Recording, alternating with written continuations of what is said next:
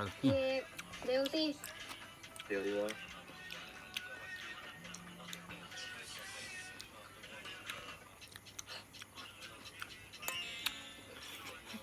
โง่หนังสือเฮียนี่ไม่ได้สอนอะไรมึงเลยนะ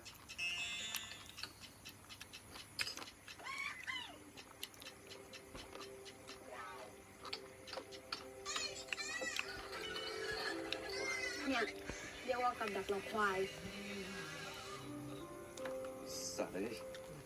ไอโอ๊ตครับขึ้นมานี่หน่อยสิครับเขาชนะแล้ว ชนะเฮียอะไรอ่ะ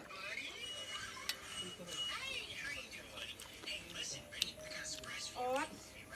ตอนที่พี่เอกไปเป็นทหารอ่ะแกห้ามกินเนื้อสัตว์รู้ไหมทำไมอ่ะไม่เคารพสิ่งศักดิ์สิทธิ์แต่มันไม่ได้แล้วนะอยากกินเลยกินเลยจริงอ่ะจะไปไหนกันเบยยาวะร้านในสเก็ตอ่ะอ๋อลานสเก็ตน้ำแข็งเขาชอบเล่นเราก็จะขี้เลยงอเลย เดี๋ยวกลับมาแล้วเราพูดคุยกันว่าจะเอายังไงตอนที่แกไม่อยู่อ่ะเรื่องมีเงินเดี๋ยวผมส่งมาให้เงินเดือนทหารมันพอที่ไหนกันล่ะ